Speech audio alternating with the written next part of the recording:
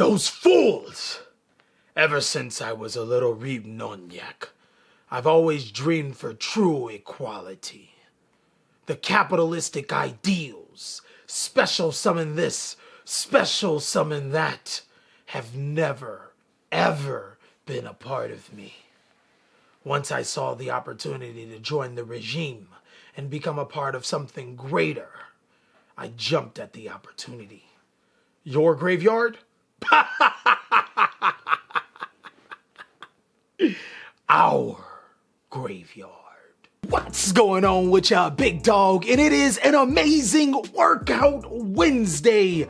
But unfortunately, I'm not going to be able to talk a lot about Workout Wednesday. You can say that I have to rush into this Invoked deck profile as it is sauce. That's right, guys. Invoked is one of the best Yu-Gi-Oh decks inside of this current meta. Normal summon Aleister has never felt more powerful.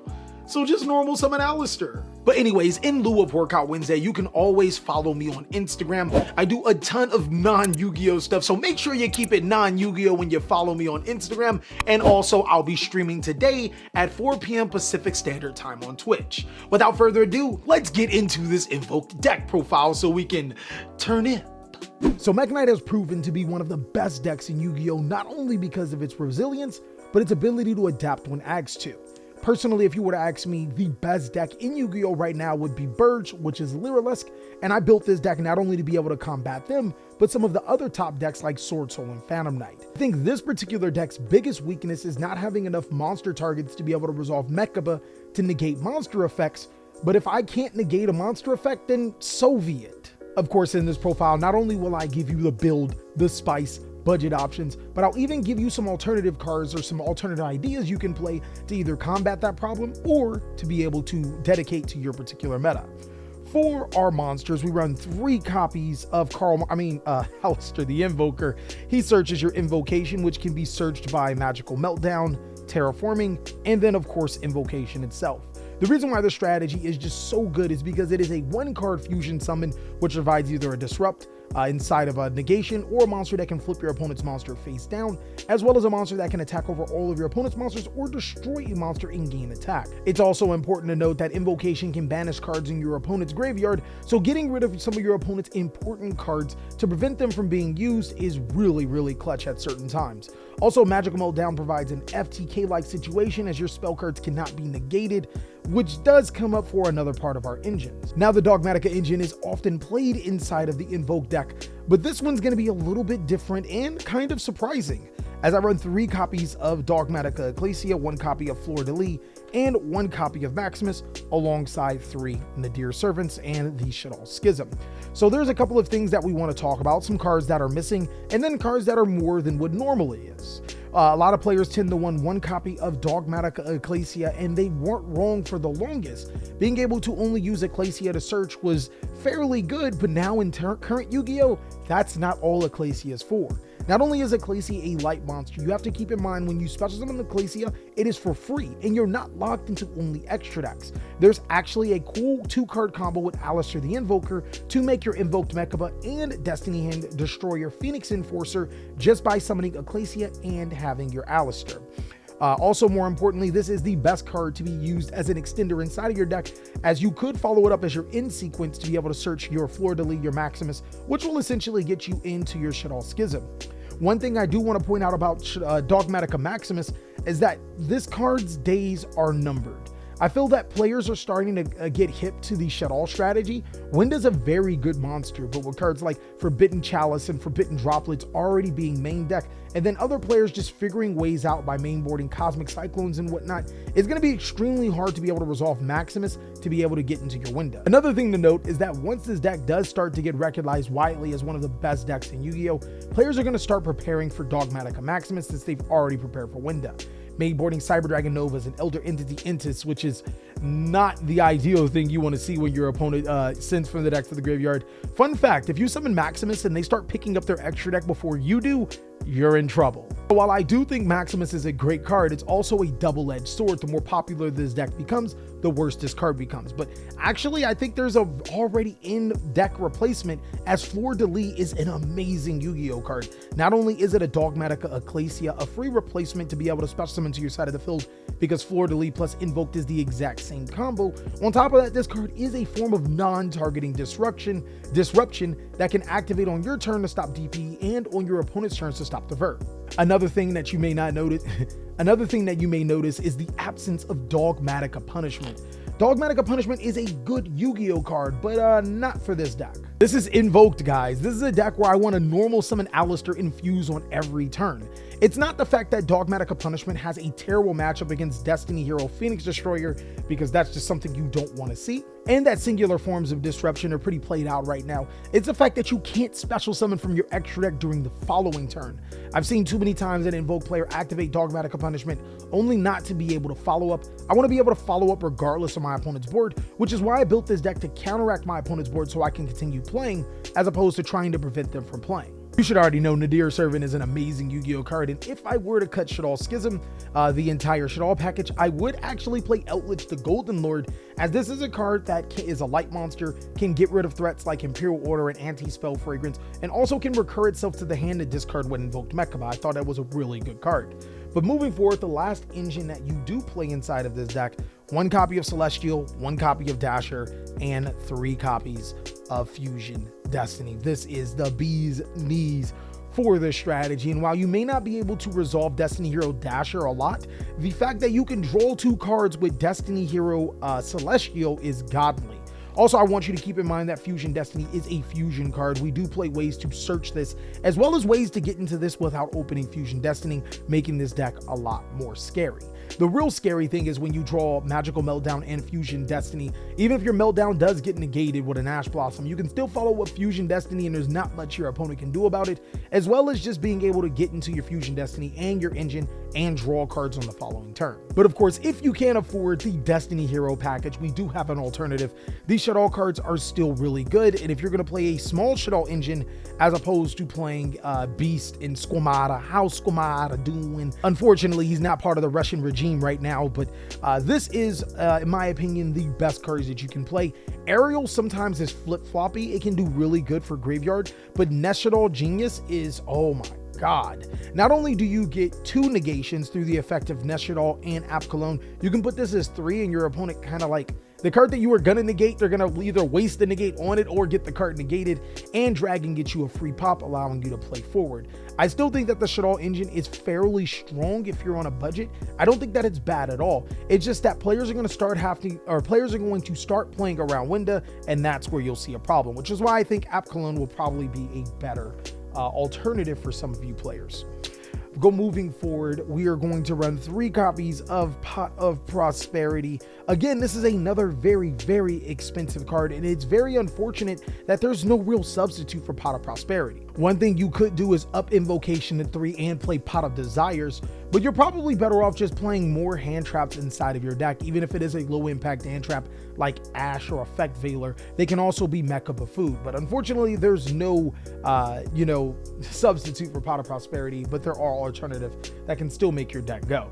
Moving forward, for our disruption cards, I really wanted to play a deck that not only is good against some of the best decks in Yu-Gi-Oh, but actually play hand traps that mattered. So for the hand traps, I only decided to play 3 copies of Droll and Lockbird. I felt that this was the best one, as it does in some of the top tier decks turn.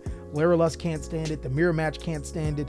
There are so many decks in Yu-Gi-Oh right now, even Tingye Sword Soul literally will end their turn to a Droll and Lockbird. So I felt that it was this and the Bureau were the only 2 hand traps that I would probably mainboard inside of this deck, unless, I kind of want more monsters to negate with Mechaba. The monsters that the card that you could cut out for more monsters is 3 copies of Forbidden Chalice. I felt that Chalice was a little bit more impactful, as it allowed me to play on my opponent's turn, being able to make sure that I resolve Invoked Mechaba, and then of course 3 copies of Forbidden Droplet. I thought that this card was actually terrible for this deck, because there was never really a time where I'd want to give up even 2 cards to be able to negate my opponent's board. But boy, this feels like super polymerization when you normal summon Aleister and activate its effect, and they go infinite impermanence or Effect Veiler or monster negation, and you go drip drop, get rid of it, negate a card on the field, and continue on. If I were to give you a budget option, Super Polymerization wouldn't be a bad idea, as you can really fuse Aleister with another monster and help break the board. But a more logical answer, because you can't, like, your resources are very finite in here. You might have to even go through the linen to find more resources. Only true commies will get that one. But I would probably suggest Dark Ruler no more, as that allows you to negate your opponent's board. Moving forward, the spice that I decided to play in here, I actually main board 2 copies of Cosmic Cyclone. This also could be cut out for more monsters, but so far through testing, I actually have not had the situation where I needed more monsters to negate Mekaba, as a lot of times I'm even negating my opponent's power spells. But Cosmic Cyclone, I decided to main board in here because I wanted to show a ton of respect to Imperial Order and Anti-Spell Fragrance. Granted, players don't main board Anti-Spell Fragrance, but there's actually a ton of situations that my opponent will use cards that could be banished with Cosmic Cyclone, like Phantom Knight's Fogblade, Sword Soul Blackout, the Virtual Road Chuche, and the Qinglong. There are so many cards in Yu-Gi-Oh! That Cosmic Cyclone just comes up for, and I thought that it would be a great play. And the super secret sexy spice inside of the main board is 3 copies of There Can Be Only One. Your in-board will consist of a plant monster, a warrior monster, and a machine monster on the low end, with a spellcaster monster in hand. So this deck can 100% main board There Can Be Only One and completely get away with it. It's kind of ridiculous on how powerful this card is against some of the top meta decks like Bird and Phantom Knight. It literally just ruins their day and allows you to play Yu-Gi-Oh! Fairly well. So that is it for the main board at 40. Moving towards the extra deck, big comrade, we're going to start off with 1 copy of Augoiedes, 2 copies of Mekaba Raging, and a Trio. I think that this is extremely standard for Invoked.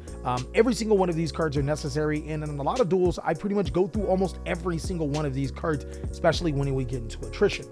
Now, the Shaddoll engine, it can be Winda, Cologne, and you can also play your El Shaddoll Construct, but I actually decided to drop El Shaddoll Construct because my main goal, while it should be summon Winda, it isn't always feasible. Sometimes it's actually better to just get different cards or to go into a different circumstance to be able to blow your opponents out of the water. I don't think Winda is as impactful as if I sense that my opponent's playing for Wonderies, that's useless. Or if I know they're on Forbidden Chalice or Forbidden Droplets, that's useless, so I don't even prioritize these cards. A lot of times, to be honest, they get banished with Pot of Prosperity. The card that I actually took out for Construct is Planetpack Chimera Rafflesia. This card can search Fusion Destiny and Shaddoll Fusion if you guys are on that Fusion Destiny budget. I felt that this was way more impactful because it searched a card that either allowed me to negate your board with, the Shaddoll play, or a card that allowed me to just get back into the game, destroy cards on the field, and draw cards. But moving forward, Elder Entity Entis, Titanclad, and Destiny Hero Phoenix Enforcer, all really powerful Yu-Gi-Oh! Cards that allow me to play with Maximus and other cards like Nadir Servant. Oh, here's the construct that I was playing. I couldn't find it at first.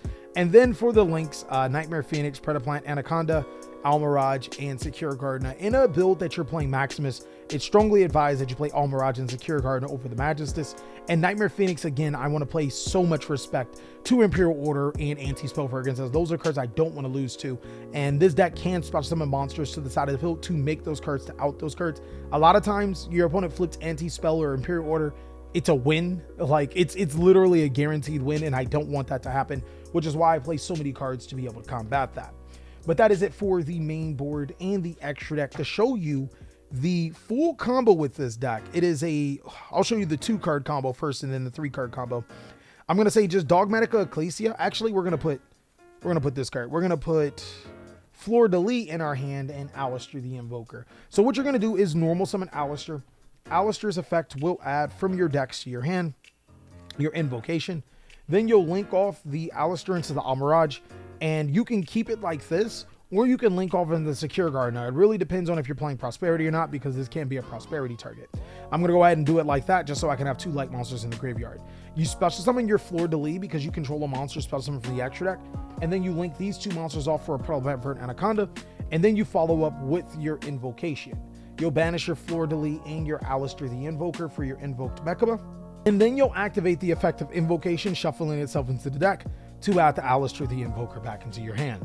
From here, you can use the effect of Predaplant Anaconda, sending your Fusion Destiny and your appropriate materials to be able to special summon to your side of the field Destiny Hero Phoenix Enforcer. So the cool thing about this combo is that if you have There Can Be Only One, again, you have a plant, a warrior, a machine, and you can follow up with a spellcaster monster, and your spellcaster monster can actually turn into a fiend monster, which literally completely plays under There Can Be Only One. You literally will not have a problem with this card if you play it under the correct circumstances. And then even if you do, DPE can break your own There Can Be Only One, which is really good as it can destroy another card on their side of the field. So some people are probably wondering what exactly would be the biggest board that this deck can make. Well, since we do play Aleister the Invoker and Ecclesia at 3, those are very, very easy to make. But opening the Dogmatica Punishment is a little, just a tiny bit of a struggle, but still is a remarkable board. I'm going to show you the highest ceiling of the Invoke strategy so we can all turnip and eventually go see all of our comrades. So I'm going to go ahead and normal summon Aleister the Invoker to add Invocation, then link off the Aleister into Almirage into the Secure Gardener, and then we're going to special summon Ecclesia not using its effect. We'll link off the Secure Gardener and the Ecclesia into our Predaplant Anaconda, and then we'll activate our Invocation, banishing the Aleister and the Secure Gardener to be able to fusion summon into our Invoked Mechaba. Everything's looking very, very similar, as we'll use the effect of Invocation, shuffle to add the Aleister. So the only difference right here is that we're going to go ahead and special summon the Dogmatika Maximus to our side of the field by banishing the Almirage. And now we're going to use the effect of Predaplant Vert Anaconda, sending the Fusion Destiny to graveyard to send the Celestial and the Dasher to be able to special summon DPE to our side of the field. Now, we cannot special summon we can't special summon any monsters except for Hero, but it really doesn't stop us right here, as we can use the effect of Dogmatika Maximus here, and that will pitch the El Shaddoll Apkallone, as well as Titanclad from our decks to the graveyard. Will trigger the effect of Apkallone, being able to add and discard a random card from our hand. Almost forgot to tell you, you do need another random card in your hand, but in an opening hand, this should obviously be a thing. And then you'll set the Schism. On the end phase, your effect of Titanclad will activate to get a Fleurdelis. So this is the biggest board that the deck can make.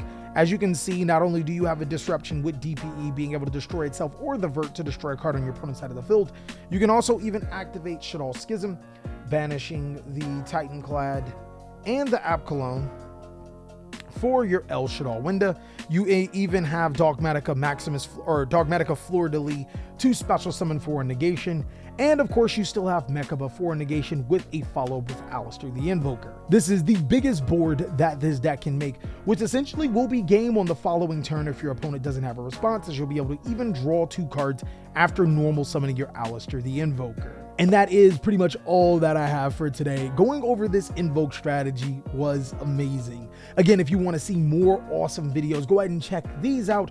And if you want to see non-PG Cali, I am streaming on Twitch 4 p.m. Pacific Standard Time. I'll catch you guys there, and I'll catch you on the next video.